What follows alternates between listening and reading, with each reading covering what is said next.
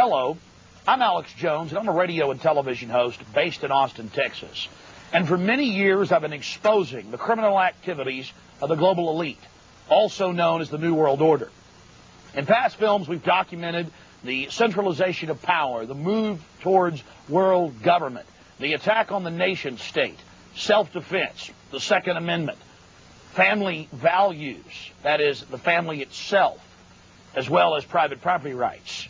But time and time again in my research, I come, well, eye to eye with something that's even hard for me to believe. And that's that the elite, again, the so-called establishment kings, those that know best, the visions of the anointed ones, are obsessed with the occult, from presidents to governors to the heads of industry.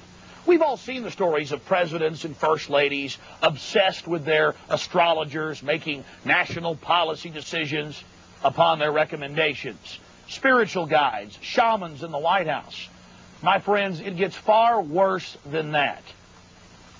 Now, I personally am a Christian, but even an atheist should be concerned about the information we're about to bring forward in this new documentary film, The Dark Secrets Inside Bohemian Grove.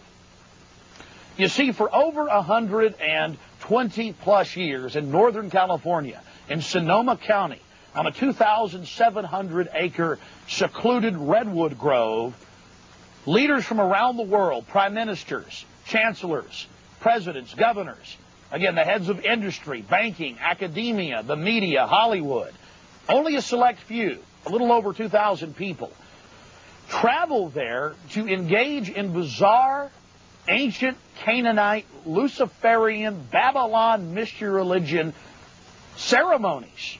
At least that was the rumors.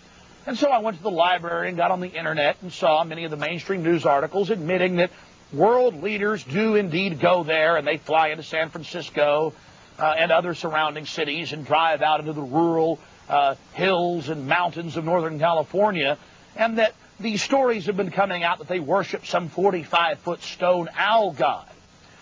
And then I began to read some of the documentation on this Moloch character of the Old Testament, mentioned many times in Leviticus.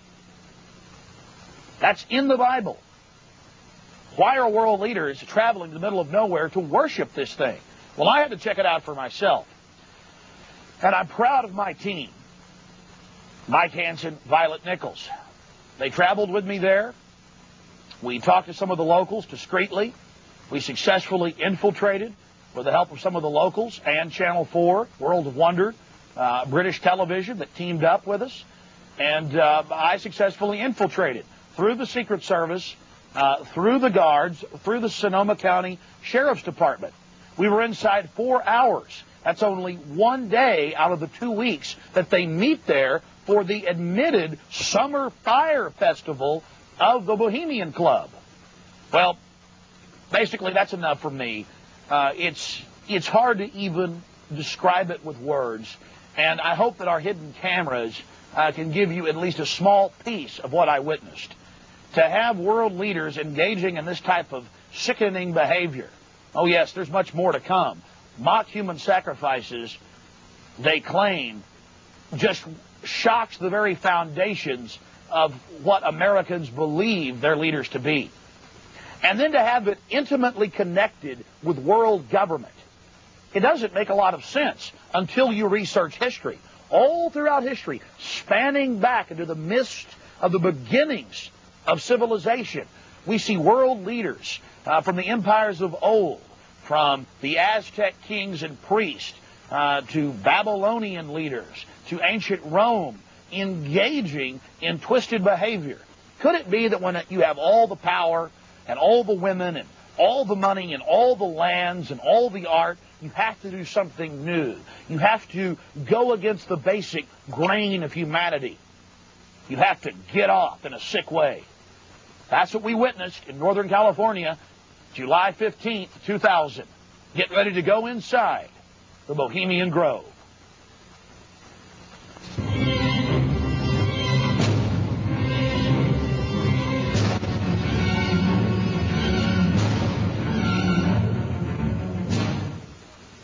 Bohemian Club, as it's known today, was founded in 1873 in San Francisco in Northern California. Many of the club's original annals, dating back to before the turn of the century, admit that local artists, writers, newspapermen, you name it, wanted a place away from the so-called backwardsness of the West Coast, the Judeo-Christian ethic.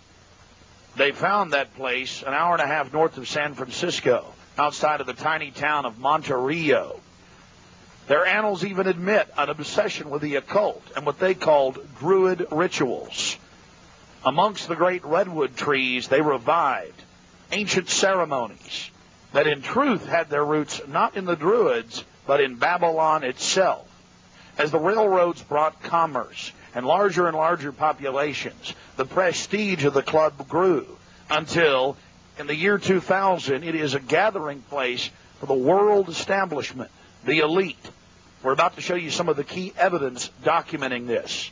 It is absolutely central to understand that these bizarre activities have been engaged in going back to 1873 and are not some new fanciful whim of the trendies on the West Coast.